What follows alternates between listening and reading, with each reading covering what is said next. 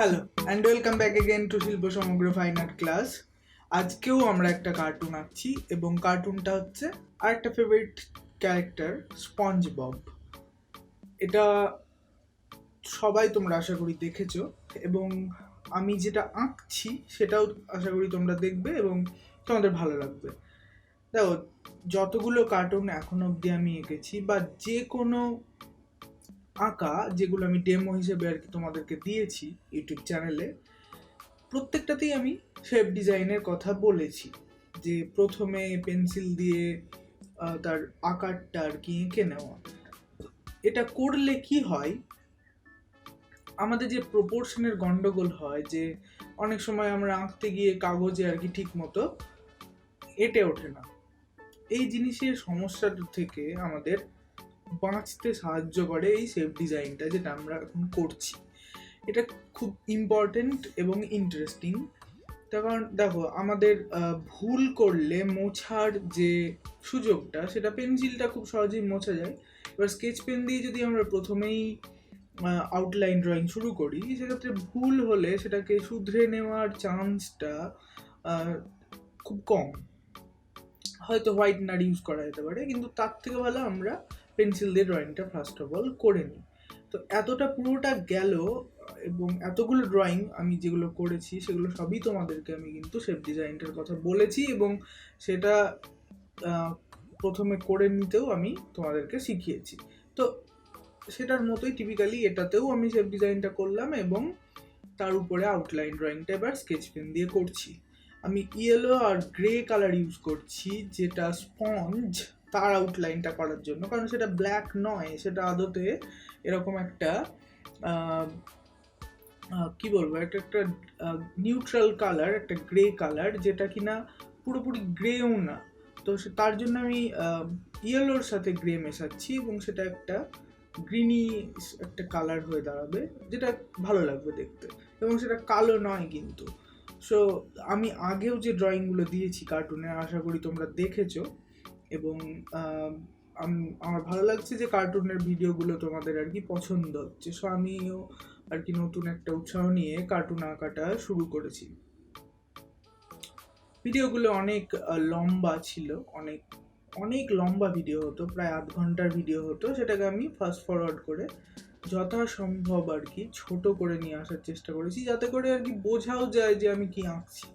হ্যাঁ, ইয়েলোর উপরে আমি গ্রেটা দিলাম এবং এটা একটা নিউট্রাল কালার, এবং তারপর ব্ল্যাক দিয়ে বাকি আউটলাইনিংটা আমরা করব। হাত এবং তার পুরো যে চোখ, ফেসিয়াল ফিচার্স যেগুলো, চোখ, নাক, কান, মুখ, কান তো নেই, যাই হোক, এবং পাট।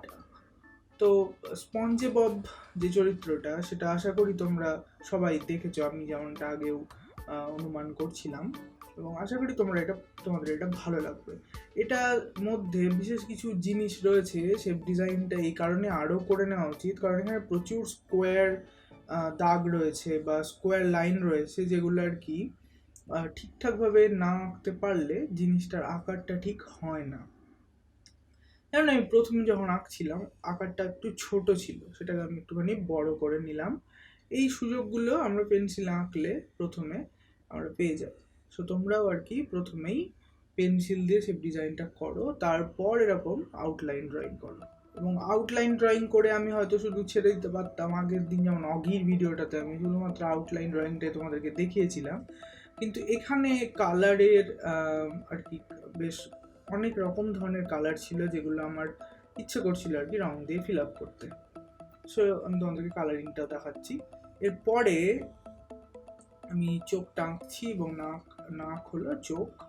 এবার এখানে দেখো ভালো করে যে কিছু জায়গা আমি ফাঁকা ছেড়ে দিচ্ছি, যে জায়গাগুলোতে পরবর্তীকালে আর কি ওভারল্যাপ হচ্ছে, তার উপরে আর কি একটার উপরে আর একটা লাইন চেপে আছে এরকম মনে হচ্ছে, এবং এই জিনিসগুলো কার্টুন ড্রয়িং এর ক্ষেত্রে ডাইমেনশন দেয়।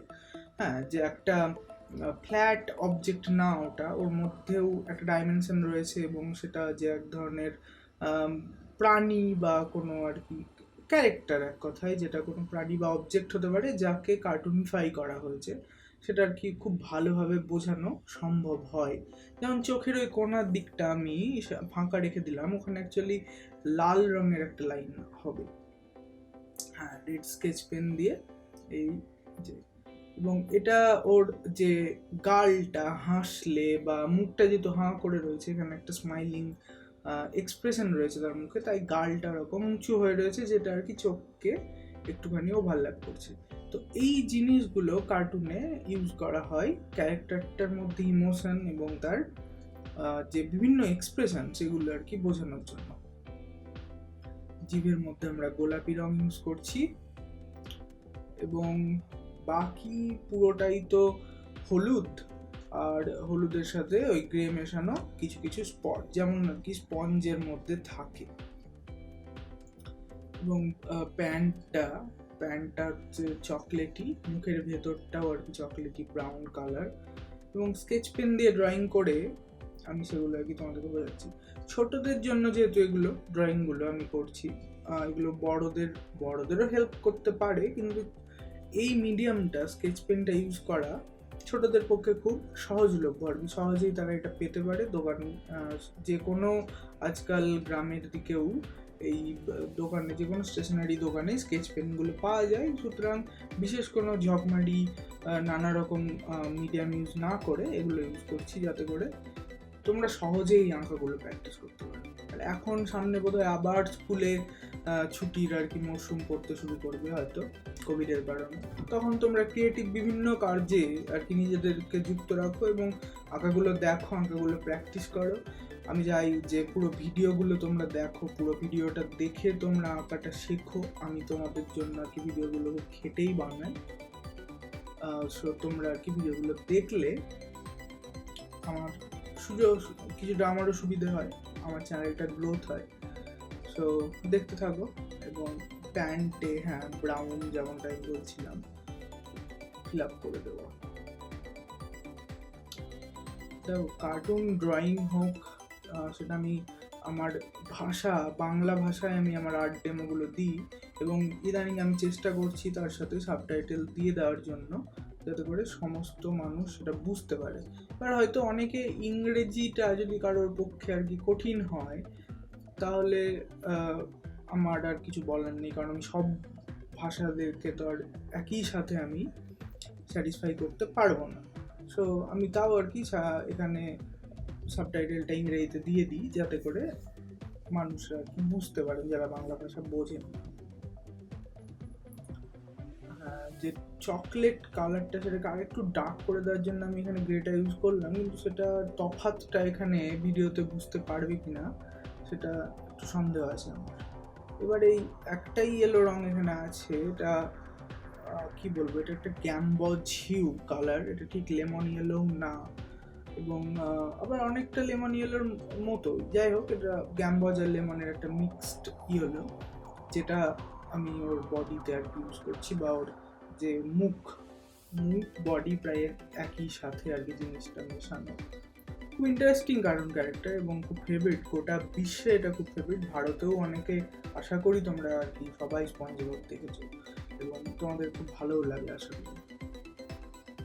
সো আমি প্রত্যেকটা কার্টুনেই যে কার্টুনগুলো আঁকি তার আউটলাইন যে ড্রয়িংটা, সেটা যদি তোমরা চাও যে আমি তোমাদেরকে দিই, এখন অবধি কেউ আমাকে আর কি চায়নি এরকম, তবে আমার যদি কেউ চাও যে আমি এটা তোমাদেরকে দিই এবং তোমরা সেই ছবিটাকে প্রিন্ট করে তার উপরে যদি তোমরা আঁকো, তাহলে আঁকাটা প্র্যাকটিস করতে তোমাদের সুবিধা হবে এবং লাইন ড্রয়িংটা আর কি তোমাদের বুঝতেও সুবিধা হবে। সো সেটা যদি তোমরা চাও তাহলে আমাকে বলতে পারো, আমি তোমাদেরকে সেটা আউটলাইন ড্রয়িংটা প্রোভাইড করবো। কালারিংটা চাইলে কালারটাও আমি দিয়ে দিতে পারি, তার জন্য না। আউটলাইনটা হলে কি হয় যে ওর উপরে ছোটবেলায় যেরকম আমরা হাত বুলিয়ে আঁকতাম, সেরকমটা তোমরা প্র্যাকটিস করতে পারো এবং নিজে আবার মানে আর কি আঁকতে পারো। দুরকম সুযোগই আর কি তোমরা এর জন্য পাবে। সো এটা আই গেস স্পঞ্জববের একটা বলা হচ্ছে যে স্কোয়ার প্যান্টস, মানে ওর যে প্যান্টটা সেটা স্কোয়ার, এবং আমার মনে হচ্ছে যে ও স্কুল ড্রেসের মধ্যে রয়েছে, এরকমটাই দেখে লাগছে। তোমরাও যারা স্কুল স্টুডেন্ট তাদের জন্য এটা আমার ডেডিকেটেড হলো আর কি। সো আমি বলবো আবার যে পুরো ভিডিওটা দেখো, আমি প্রত্যেকটা ভিডিওতেই তোমাদেরকে এটা রিকোয়েস্ট করি।